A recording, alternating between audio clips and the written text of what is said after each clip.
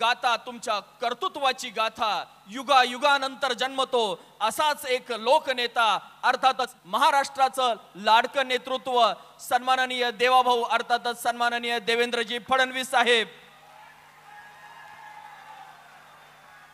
जोरदार टाळ्यांच्या गजरामध्ये हात उंचावून साहेबांचं या ठिकाणी स्वागत करायचं आहे। माता की भारत माता की छत्रपती शिवाजी महाराज की धर्मवीर छत्रपती संभाजी महाराज की जय भवानी जय भवानी जय जय जय जय जय भवानी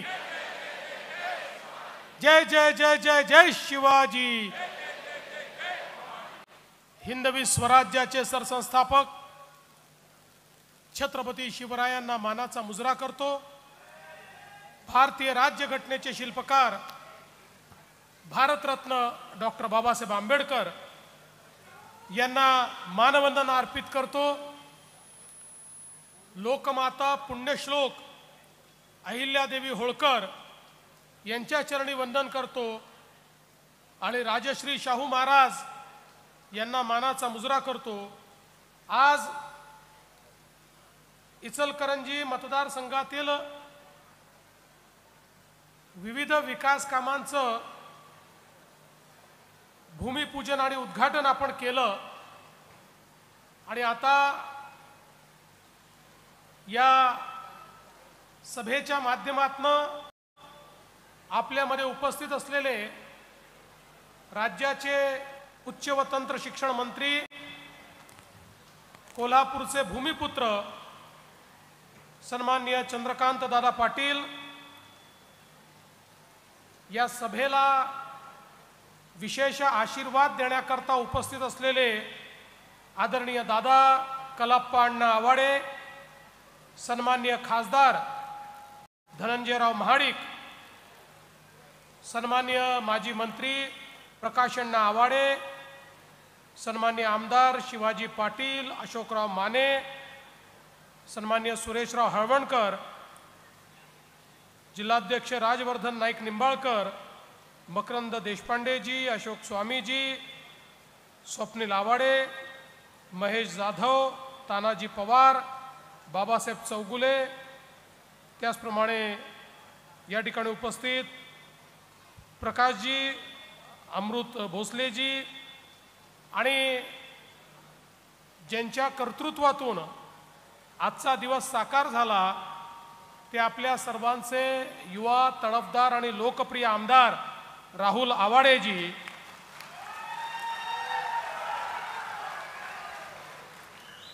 मंचावरील सर्व मान्यवर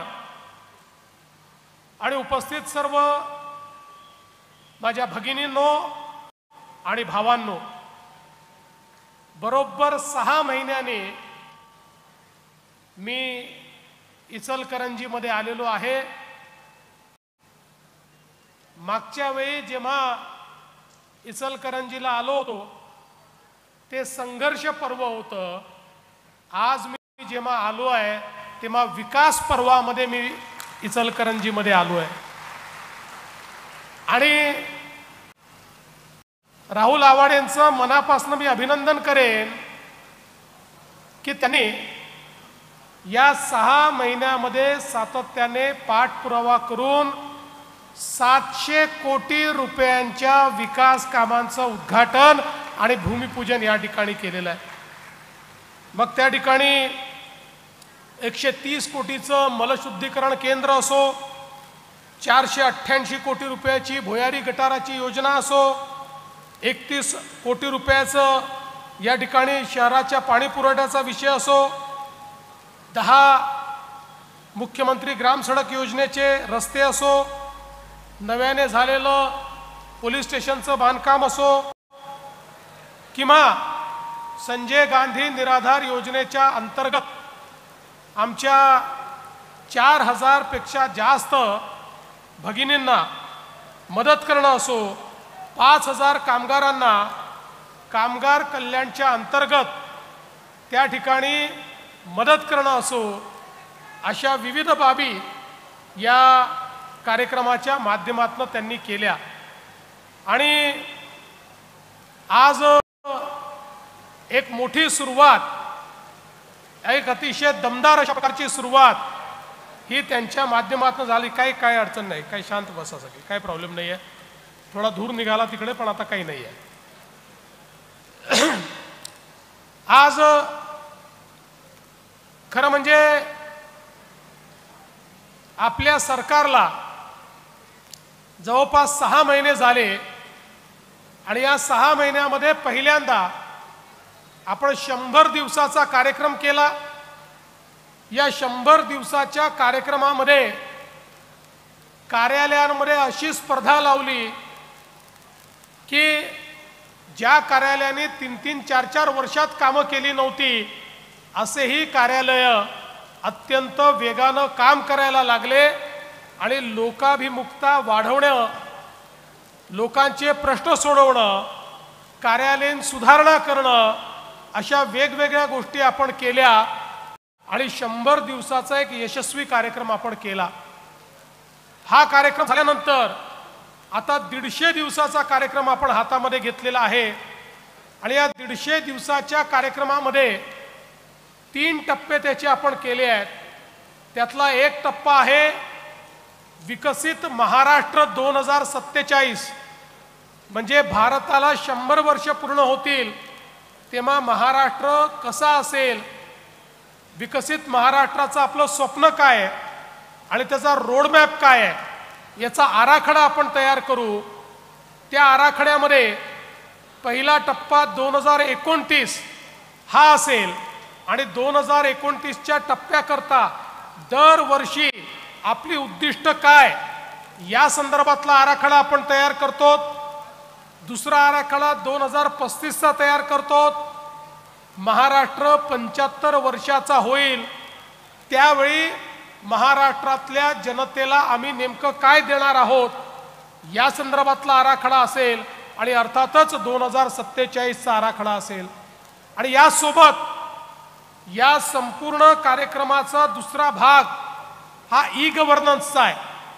आमचा प्रयत्न असा आहे की राज्य सरकार आणि राज्याची विविध अंग, महानगरपालिका असतील, जिल्हा परिषदा असतील, पंचायत समित्या असतील, ज्या ज्या सेवा आपण देतो या सगळ्या सेवा ऑनलाईन आणायच्या. कुठल्याही व्यक्तीला कुठलीही सेवा मागण्याकरता सरकारच्या कार्यालयातच जाण्याची आवश्यकता पडू नये. तो ऑनलाईन सगळ्या सेवा प्राप्त करू शकेल अशा प्रकारची ई-गव्हर्नन्सची व्यवस्था आपण करतो. ज्याचा दुसरा टप्पा काय असणार आहे? दुसरा टप्पा असणार आहे या सगळ्या सेवा व्हॉट्सॲपवर उपलब्ध करून द्यायच्या. म्हणजे व्हॉट्सॲपवरनं तुम्हाला जन्माचा दाखला मिळेल, व्हॉट्सॲपवरनं तुम्हाला इन्कमचा दाखला मिळेल, व्हॉट्सॲपवरनं तुम्हाला 7/12 मिळेल, व्हॉट्सॲपवरनं तुम्हाला फेरफार करता येईल. सगळ्या गोष्टी या व्हॉट्सॲपच्या माध्यमातून करता येतील. म्हणजे कोणत्या सरकारी कार्यालयामध्ये चक्राच मारण्याची गरज पडणार नाही. कुठल्या बाबूला कोणाला नमस्कार, चमत्कार, वजन ठेवा वगैरे या सगळ्या गोष्टीतनं महाराष्ट्राला मोकळं करत अतिशय पारदर्शी कारभार महाराष्ट्रात आणण्याकरता हा 150 दिवसाचा टप्पा आपण हातामध्ये घेतलेला आहे आणि त्याच्यानंतरच्या काही महिन्यांमध्ये हा पूर्णपणे आपण रोल आउट करणार आहोत. आणि म्हणून एका शाश्वत विकासाकडे महाराष्ट्राला नेण्याचा आपला प्रयत्न आहे. आज आपल्याला माहिती आहे मागच्या काळामध्ये कोल्हापूर आणि सांगली या 2 जिल्ह्यांमध्ये विशेषतः 2019ला आलेला महापूर हा आपण सगळ्यांनी बघितला आणि इतकी भयानक परिस्थिती त्या काळामध्ये झाली.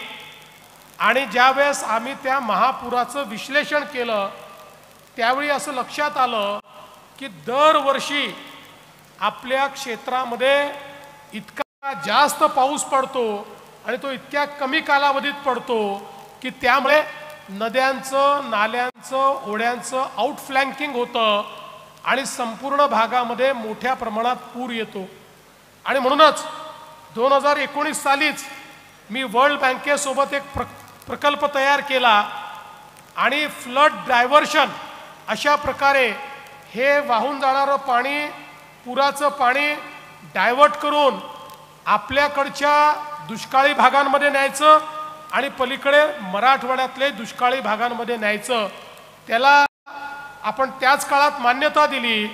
परंतु दुर्दैवाने मध्ये 2.5-3 वर्ष तो थंड पडला होता.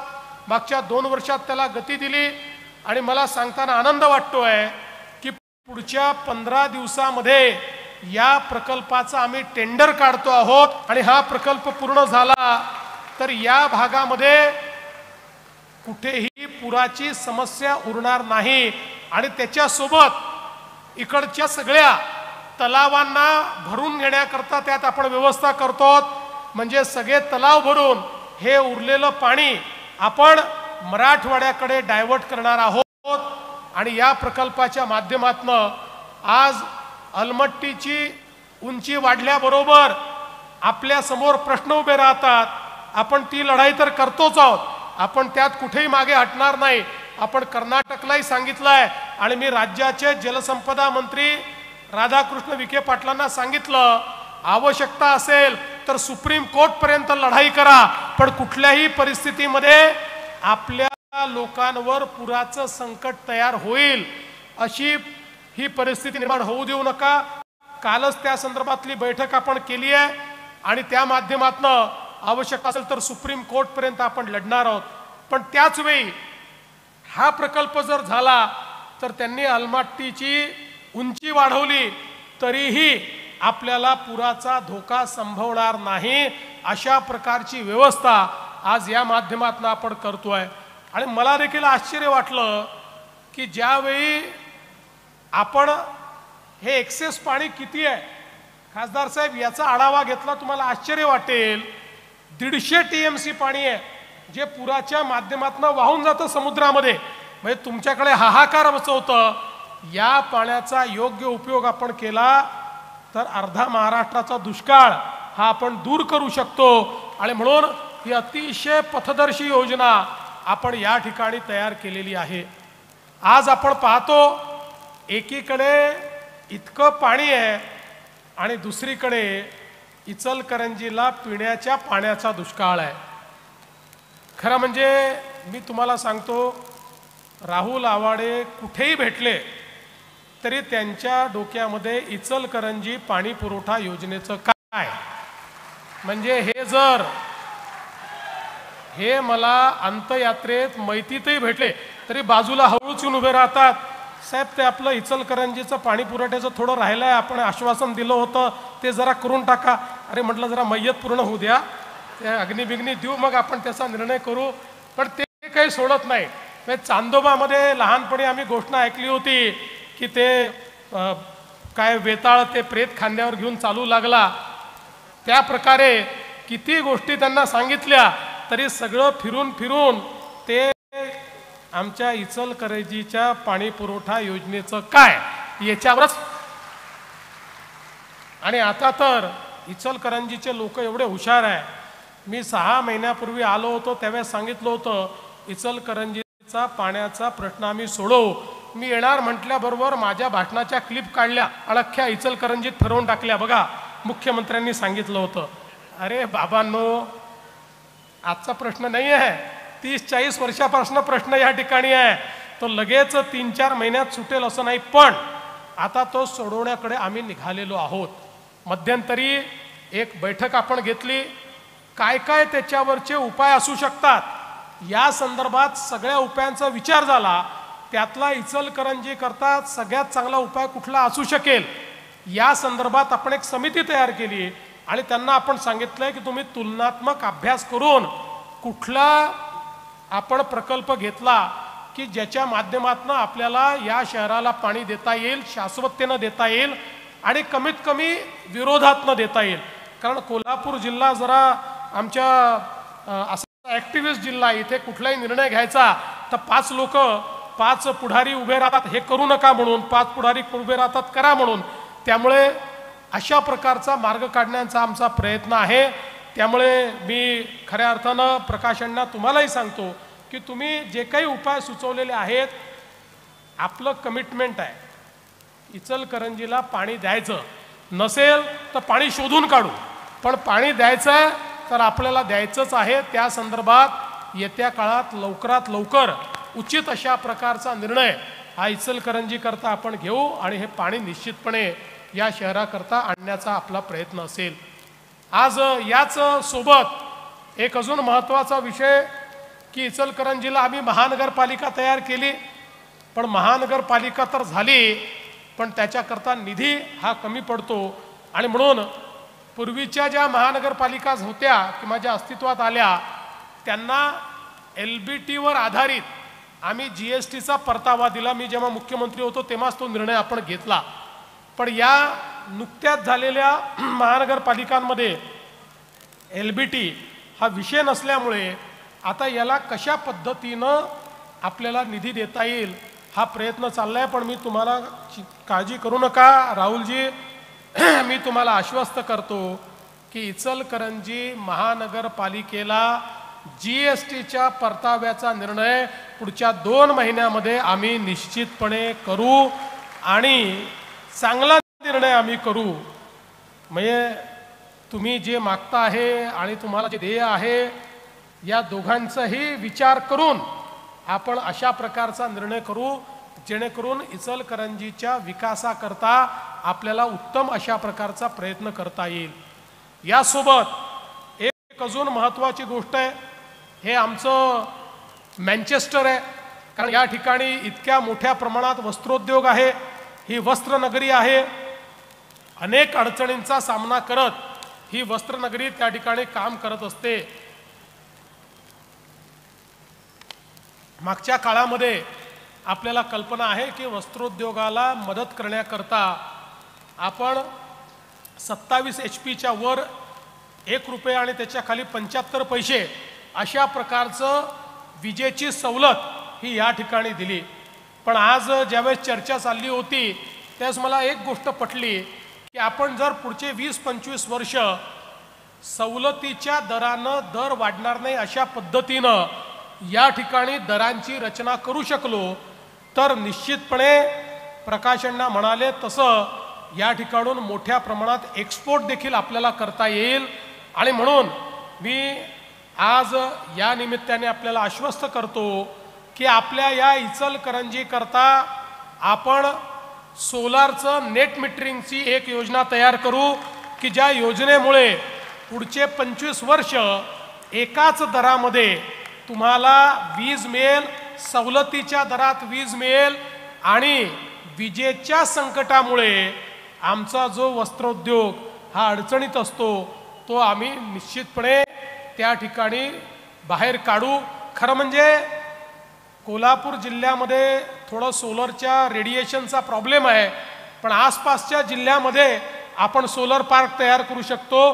तशा प्रकारचा सोलर पार्क तयार करून त्या माध्यमातून नेट मीटरिंगचा उपयोग करून इथे आपल्याला मोठी सवलत आपल्या या वस्त्रोद्योगाला देता येईल आणि त्या दृष्टीनं देखील निश्चितपणे येत्या काळामध्ये आपण कारवाई करू. आणि हे सगळं करत असताना शेवटी पंचगंगेचं प्रदूषण हे दूर करणं आपल्या सगळ्यांचं कर्तव्य आहे. काही आपण STP केले आहेत, काही STP करतोय, पण तेवढंच करून चालणार नाही. तर जवळपास 70 छोट्या मोठ्या गावांचे, नगरपंचायतींचे, ग्रामपंचायतींचे इफ्लुएंट पाणी सगळं हे त्या ठिकाणी पंचगंगेमध्ये जातं. आणि म्हणून याचा एक एकात्मिक आराखडा आपण तयार केलेला आहे.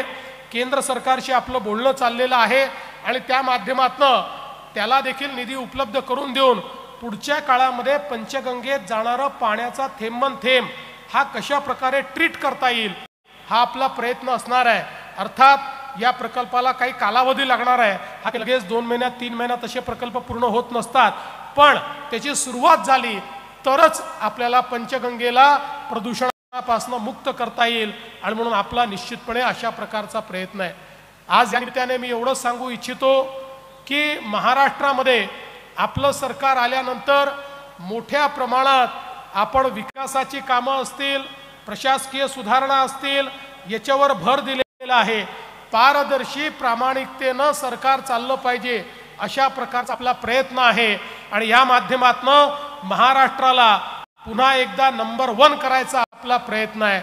आणि याकरता देशाचे प्रधानमंत्री माननीय नरेंद्र मोदीजी हे पूर्ण ताकदीनं महाराष्ट्राच्या पाठीशी उभे आहेत. आपल्याला पाहिजे तो निधी त्यांच्या माध्यमातून मिळतोय.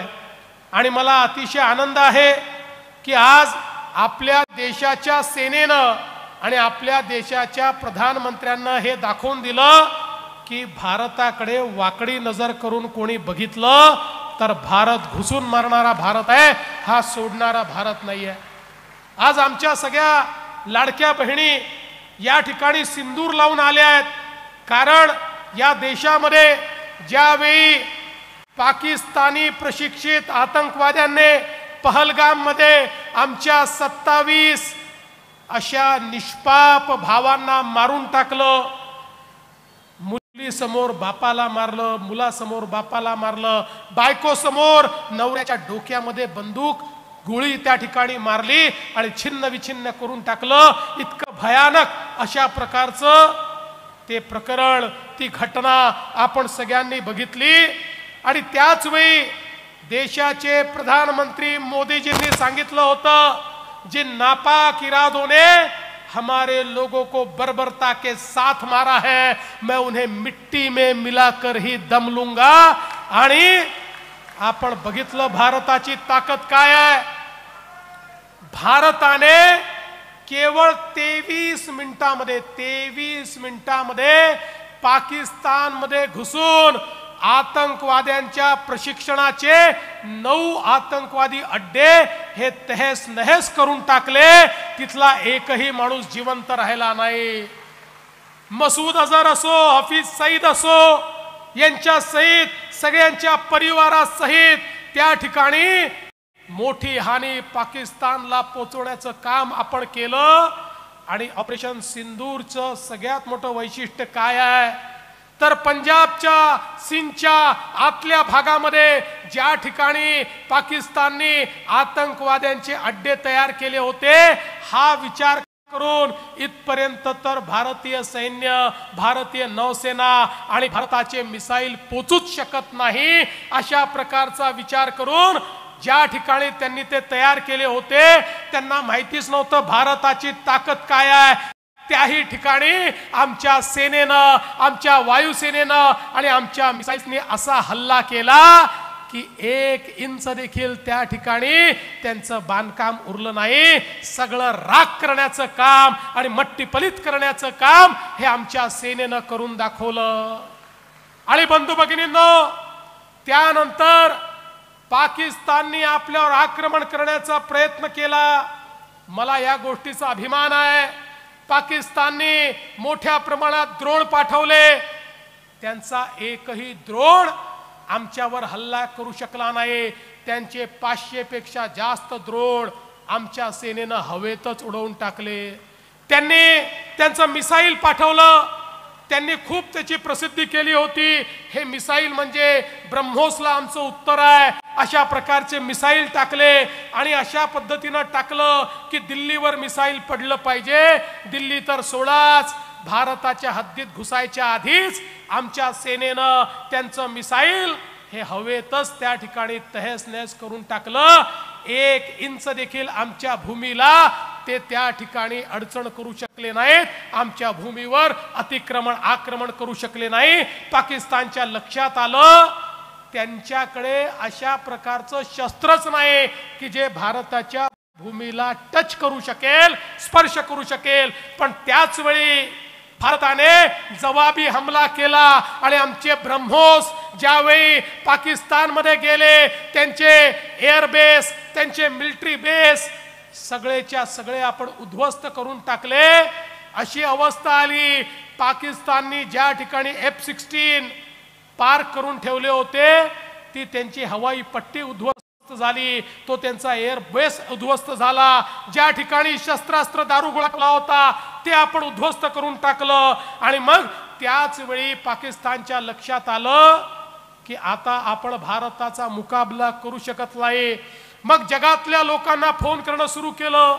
तुम्ही मध्यस्थी करा, तुम्ही मध्यस्थी करा, तुम्ही भारताला सांगा आम्हाला युद्धविराम पाहिजे. अनेक देशांनी भारताला विनंती केली, युद्धविराम करा. भारताने सांगितलं तुमच्या मध्यस्थीने करणार नाही. पाकिस्तानला सांगा त्यांनी आम्हाला फोन करून विनंती केली पाहिजे, त्यांनी गुडघे टेकले पाहिजे, तर भारत युद्धविराम करेल. आणि मग पाकिस्तानच्या DGMOनी फोन करून सांगितलं आम्ही तात्काळ सगळे हल्ले बंद करतो, तुम्ही ब्रह्मोसचे हल्ले आमच्यावरचे बंद करा. अशा प्रकारे त्यांनी सांगितल्यानंतर आणि त्यांनी गुडघे टेकल्यानंतर आपण ऑपरेशन सिंदूर त्या ठिकाणी थांबवलं.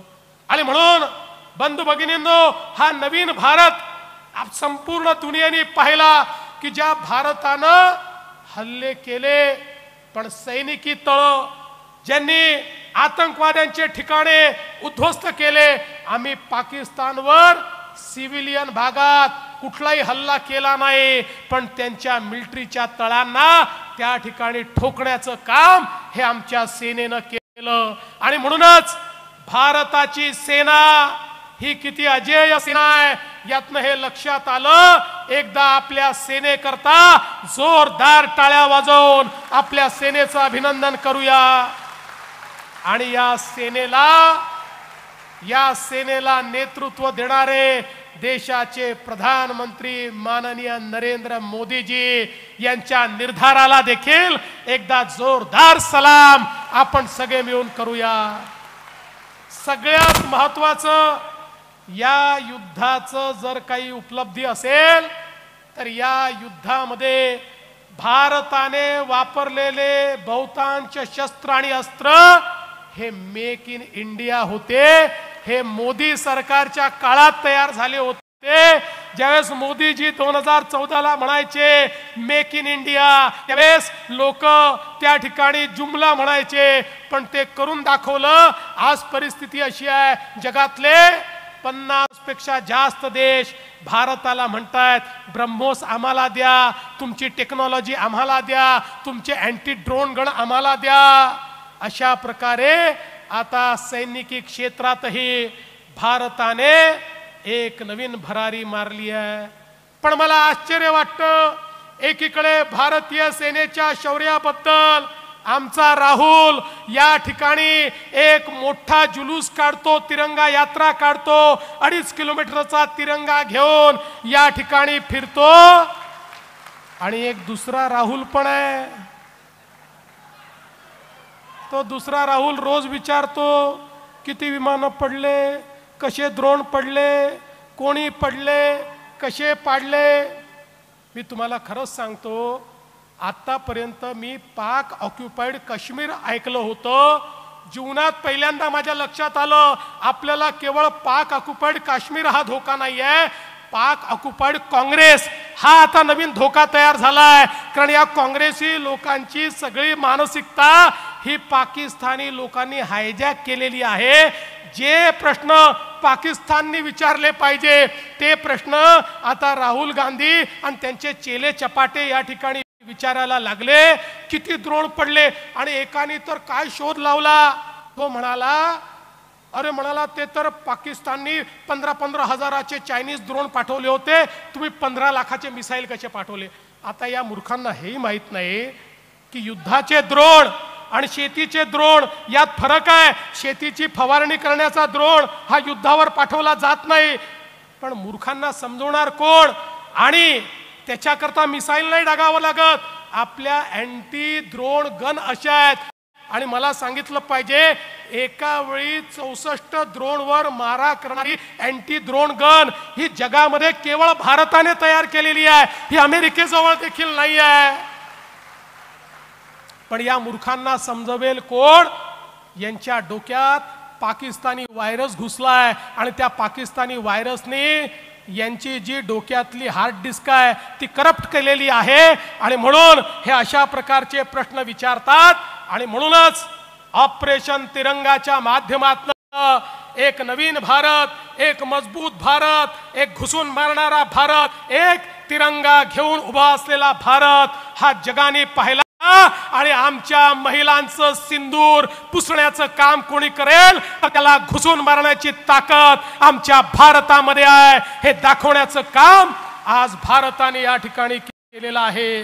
आणि म्हणून बंधू भगिनींनो, अशा प्रधानमंत्र्यांचे मी मनपूर्वक आभार मानतो. आणि पुन्हा एकदा इचलकरंजीकरांना आणि कोल्हापूरकरांना सांगतो, सरकार तुमचं आहे, सरकार तुमच्या पाठीशी आहे, त्यामुळे काळजी करायचं कारण नाही. एक अजून चांगला उपक्रम आज या ठिकाणी आपण सुरू केला, तो म्हणजे अटल AI.